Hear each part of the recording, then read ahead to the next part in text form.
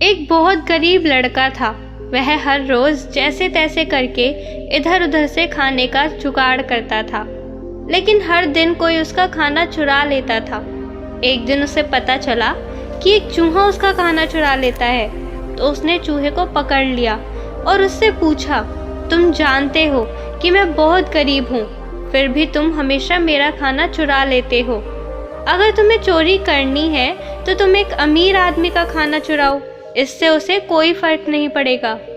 तो चूहे ने लड़के से कहा, तुम कितनी भी कोशिश कर लो, तुम्हारे अपने जीवन में उतना ही मिलेगा जितना तुम्हारे भाग्य में लिखा है। यह सुनकर लड़का बहुत हैरान हुआ। उसने कहा कि ये कैसे संभव हो सकता है। फिर चूहे ने लड़के से कहा, यदि तुम जानना चाहते हो कि तुम्हारे भाग्य में क्या है तो तुम गौतम बुद्ध के पास जाओ, वो तुमको बता सकते हैं कि तुम्हारे भाग्य में क्या लिखा है। लड़का गौतम बुद्ध से मिलने के लिए घर से निकलता है। जाते जाते बहुत रात हो गई और रास्ते में उसे एक हवेली दिखाई दी। उसने उस हवेली के लोगों से एक रात रुकने की अनुमति मांगी।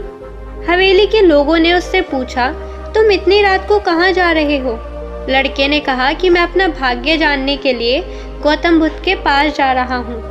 फिर उन्होंने लड़के से कहा, तुम हमारे लिए गौतम बुद्ध से एक बात पूछ सकते हो कि हमारी एक 16 साल की बेटी है, वह बोल नहीं पाती है, क्या करने से उसके गले में आवाज़ वापस आएगी? लड़के ने कहा कि मैं आपका प्रश्न ज़रूर पूछूंगा। फिर सुबह होने पर वह उन्हें धन्यवाद करके आगे निकल गया। आगे रास्ते में बर्फ़ का पहाड़ मिला। फिर वो बड़ी मुश्किलों के साथ पहाड़ पर चढ़ा तो वहाँ उसकी मुलाकात एक जादूगर से हुई। जादूगर ने लड़के से पूछा कि वो कहाँ जा रहा है। लड़के ने कहा कि मैं अपना भाग्य जानने के लिए गौतम बुद्ध के पास जा रहा हूँ। तब जादूगर ने कहा, क्या तुम उनसे मेरी ओर से एक प्रश्न पूछ सकते हो? मैं स्वर्ग जाने के लिए सैकड़ों वर्षों से तपस्या कर रहा हूँ। इतने दिनों में मैं स्वर्ग चला जा सकता था, लेकिन नहीं जा पाया, तो क्या करने से मैं स्वर्ग जा सकता हूँ? लड़के ने कहा कि मैं आपका प्रश्न ज़रूर पूछूंगा। जादूगर के पास एक जादू की छड़ी थी। वह उसकी मदद से लड़के को बर्फ से ढके पहाड़ के दूसरे छोर पर पहुंचा देता है। कुछ दूर चलने के बाद उसको सामने एक बड़ी नदी मिली, जिसे पार करना उसके लिए नामुमकिन था। तभी उसकी मुलाकात एक विशाल कछुए से हुई। कछुआ भी उसे नदी पार कराने के लिए तैयार हो गया। रास्ते में कछुए ने उससे वही प्रश्न किया कि वे कहाँ जा रहा है। लड़के ने कहा कि मैं अपना भाग्य जानने के लिए गौतम बुद्ध के पास जा रहा हूँ। कछुए ने उससे पूछा, क्या वो मेरी ओर से गौतम बुद्ध से एक प्रश्न पूछ सकता है? मैं 500 वर्षों से ड्रैगन बनने की कोशिश कर रहा हूँ, लेकिन मैं नहीं बन पाया, तो मैं ऐसा क्या करूँ जिससे मैं ड्रैगन बन सकता हूँ? लड़के ने कहा, ठीक है, मैं आपका सवाल ज़रूर पूछूंगा। कछुए ने उसे अपनी पीठ पर बैठाया और नदी पार करा दी।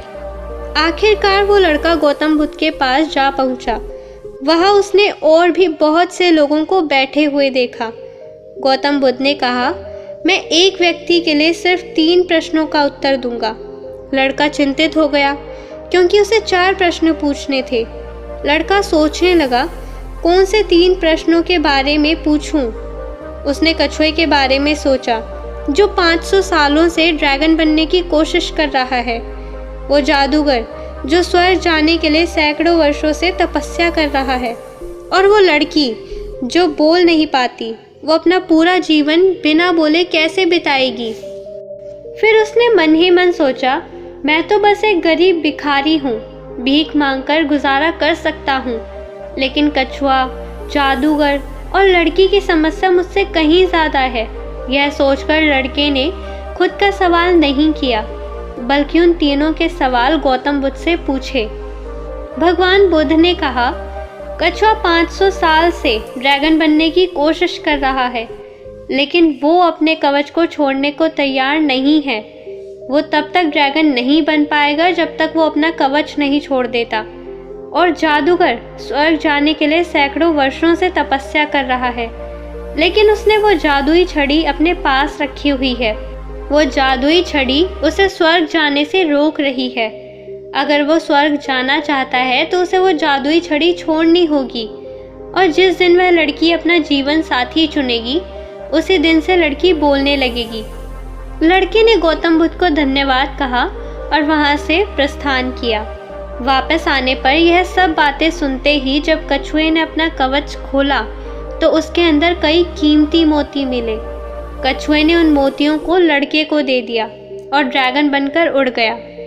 फिर वो उस हवेली में गया जहां उसने पहली रात बिताई थी। जब वो वहां गया तो कुछ लोग उसके सामने आए और बोले, तुम वही हो ना जो उस रात हमारी हवेली में आए थे? उसने कहा, हाँ मैं वही हूँ। और फिर उस लड़के ने सारी बात बताई। और वो लड़की एक अमीर परिवार से ताल्लुकात रखती थी, लेकिन उसने अपने जीवन साथी के रूप में उसी भिखारी को चुना और इसके बाद वो अपनी आवाज़ को पा सकी। तो इस तरह लड़की को धन, शक्ति और एक सुंदर जीवन साथी मिल गया। दोस्तों, अगर आपको लगता है कि आपके जीवन में बहुत सारी समस्याएं हैं तो उन लोगों के बारे में सोचो जिन लोगों के पास रहने के लिए घर नहीं है, खाने के लिए रोटी नहीं है, कोई देख नहीं सकता, कोई चल नहीं सकता, तो आपकी समस्या उनसे बड़ी है। जब हम अपनी समस्याओं के बावजूद दूसरों की समस्याओं को हल करने का प्रयास करते हैं तो हमारी समस्याओं का समाधान भी अपने आप हो जाता है। तो चलिए दोस्तों, अगर आपको ये कहानी पसंद आई हो तो लाइक करें। मिलते हैं एक नई वीडियो के साथ, तब तक के लिए आप अपना ख्याल रखें।